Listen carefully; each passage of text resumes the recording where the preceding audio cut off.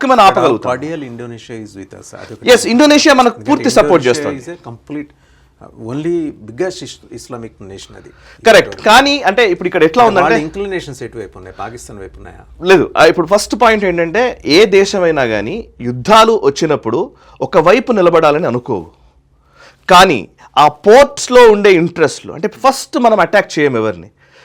ఎదుటివాడు అటాక్ చేసినప్పుడు మనకు అనుకూలంగా మార్చుకునే దౌత్య విధానాలు మన దగ్గర స్పష్టంగా ఉన్నాయి. సో ఈవెన్ చైనా విషయంలో అన్ని దేశాలు చైనా విషయంలో ఒక ప్రత్యామ్నాయం కోసం అన్వేషిస్తూ ఉన్నాయి. ఈవెన్ భారత్కి అందుకే దగ్గరవుతున్నాయి కూడా. చైనా కనుక సజావుగా ఉన్నట్లయితే అసలు భారత్తో వాళ్ళకి అవసరం లేదు.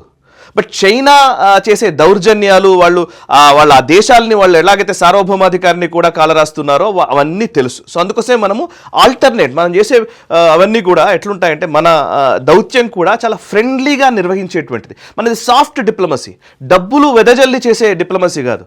అందుకే ఇప్పుడు సీషెల్స్కి మోదీ గారు వెళ్ళారు అని అంటే అది ఒక కల్చరల్ రిలేషన్ లాగా దాన్ని బిల్డ్ చేసే ప్రయత్నం చేస్తారు. కానీ అదేదో మీకు నేను డబ్బులు ఇస్తున్న ట్రాన్సాక్షనల్ రిలేషన్స్ మనం మెయింటైన్ చేయం. సో అది మనకు అడ్వాంటేజ్. ఈవెన్ మొయిజు విషయంలో కూడా మీరు చూస్తే మాల్దీవ్స్, ఇక్కడ మాల్దీవ్స్ ఉందండి, ఇది మాల్దీవ్స్. సో నేను మీకు ఆ డీటెయిల్స్ చెప్తాను. ఇప్పుడు మాల్దీవ్స్ యాక్చువల్లీ వాళ్ళు కావాలనుకున్నారు చైనా. ఎందుకు?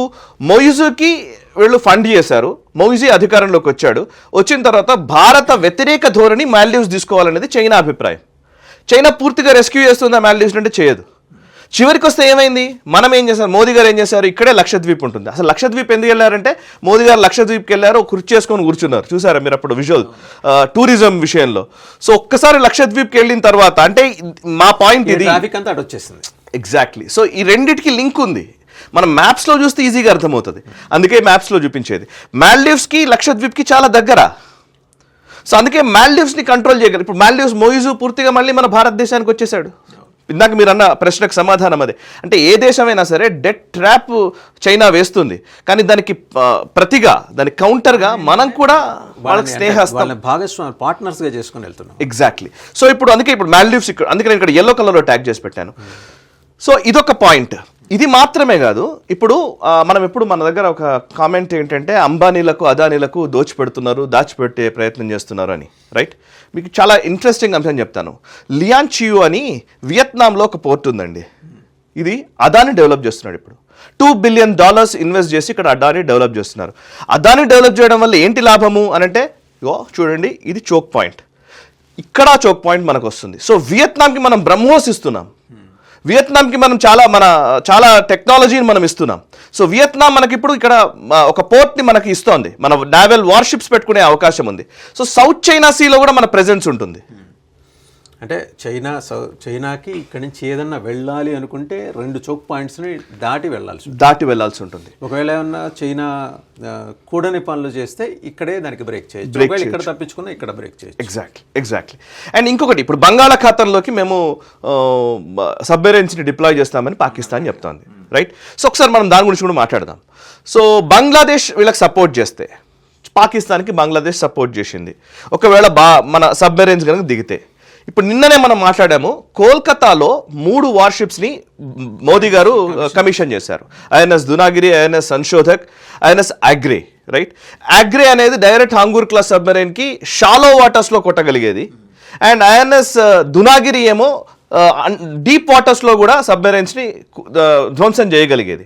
సో బంగాళాఖాతంలో సబ్మెరైన్స్ని పాకిస్తాన్ డిప్లాయ్ చేస్తే, సో మనం ఇక్కడ వార్షిప్స్ని పెట్టాం. విశాఖపట్నం మన ఈస్టర్న్ నావల్ కమాండ్ ఉంది. సో పూర్తిగా నావీకి సంబంధించినటువంటి ఈస్టర్న్ పార్ట్ మొత్తం విశాఖ నుంచే చూస్తాం మనం. సో విశాఖ ఈ పార్ట్ అంతా కూడా కవర్ చేస్తుంది, రైట్? ఇక్కడ మనకు చాలా సబ్మెరైన్స్ ఎట్లాంటి అంటే ఈ ఒక్క 1 ఇయర్లోనే INS Arihant, INS Arighat, INS Aridhaman, ఇట్లా చెప్పుకుంటూ పోతే చాలా వార్షిప్స్ని మనం తీసుకొచ్చాం, సబ్మెరైన్స్ తీసుకొచ్చాం. ముఖ్యంగా సబ్మెరైన్స్ అవి ఐఎన్ఎస్ అరిగాంత్ అదంతా, అండ్ వార్షిప్స్ని మనం డిప్లాయ్ చేశాము, అండ్ యాంటీ సబ్మెరైన్ మిజైల్స్ని మనము కలిగి ఉన్నాము. సో ఒక 1 ఇయర్లోనే చాలా ఎక్విప్ చేసుకున్నాం మనం. సో ఈ ఏరియా మొత్తం మనదే. అండ్ అది కాక ఇందాక అండమాన్ నికోబార్ అనేది మామూలుగా మనము ఎయిర్క్రాఫ్ట్ క్యారియర్ని ఫ్లోటింగ్ ఎయిర్క్రాఫ్ట్ క్యారియర్స్ ఉంటాయి, అంటే జనరల్గా ఎక్కడికి వెళ్ళాలో అక్కడికి వెళ్తాయి, ఆ ఎయిర్క్రాఫ్ట్ క్యారియర్ అవుతాయి. ఇది స్టాటిక్ ఎయిర్క్రాఫ్ట్ క్యారియర్. ఇది ఫ్లోటింగ్ ఎయిర్క్రాఫ్ట్ క్యారియర్ అంటేనేమో ఎక్కడికి వెళ్ళినా కూడా వాళ్ళు ఎయిర్క్రాఫ్ట్ క్యారియర్కి అనుసంధానించబడి ఆల్మోస్ట్ దాంతో వార్షిప్స్ ఉంటాయి, సబ్మెరైన్స్ ఉంటాయి, లేకపోతే నావల్ ఫ్లీట్ ఉంటుంది, ఆల్మోస్ట్ ఫైటర్ జెట్స్ ఉంటాయి, అన్నీ ఉంటాయి, డిస్ట్రాయర్స్ ఉంటాయి.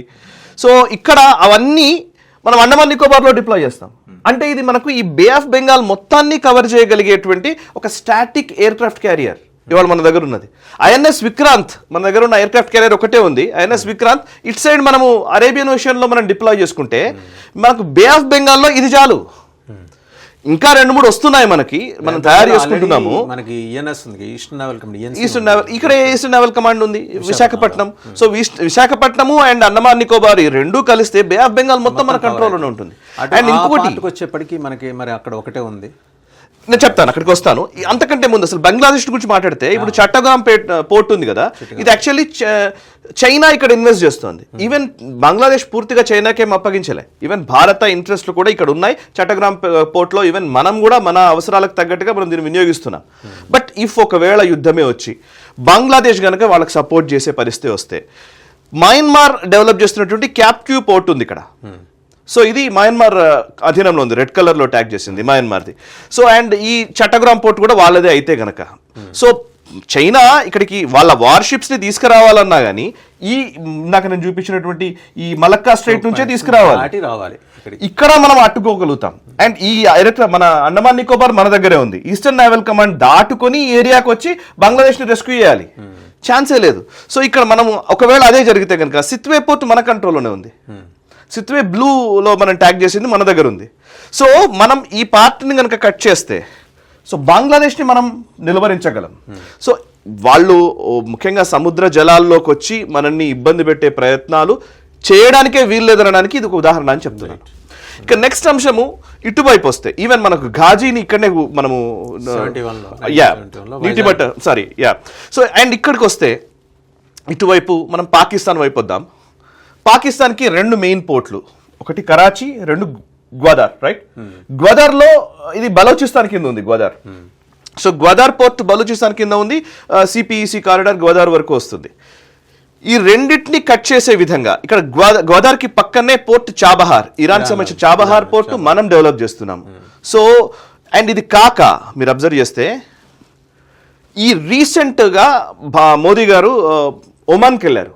ఒమన్కి వెళ్ళి పోర్ట్ దుఃఖంని మనం వాళ్ళతో ఒప్పందం చేసుకొని, పోర్ట్ దుఃఖం అనేది ఒమన్ దగ్గర ఉంది, వాళ్ళ పోర్ట్ని ఇప్పుడు మనం కూడా ఆపరేట్ చేయొచ్చు. మన వార్షిప్స్ను, నావీ వెజల్స్ని అన్నింటినీ ఇక్కడ మనం డిప్లాయ్ చేసుకునే ఒప్పందం మనం చేసుకున్నాం ఒమన్ దేశాంతో. ఒమన్కి మోదీ గారు ఊరికే ఏదో సరదాకి వెళ్ళి రాలేదు. సో ఆయన వెళ్ళొచ్చిందనుకు ఈ దుఃఖం పోర్టు వాళ్ళు ఇచ్చారు. సో ఇప్పుడు వాళ్ళు కనుక మనకి ఇచ్చిన నేపథ్యంలో ఇప్పుడు అరేబియన్ ఓషన్లో దుఃఖం పోర్టు మన దగ్గర ఉంటుంది, Mumbai port, Mundra port. So మనం ఈ ఏరియాలో ఒక ఐఎన్ఎస్ విక్రాంత్ మన ఎయిర్ క్రాఫ్ట్ క్యారియర్ని మనం డిప్లాయ్ చేస్తే సో కరాచీ అండ్ ఈ గ్వాదార్ నుంచి మూమెంట్సే ఆపగలుగుతాం, మనం కట్టెలు చేయొచ్చు. అవి కాక యుఏఈకి సంబంధించినటువంటి పోర్ట్స్ కూడా మన దగ్గర ఉన్నాయి. ఫుజైరా లేకపోతే ఈ ఏరియా అంతా కూడా వాళ్ళు మన వార్షిప్స్ వెళ్ళడానికి వీలైనటువంటి వాతావరణం యుఏఈ మనకిస్తోంది.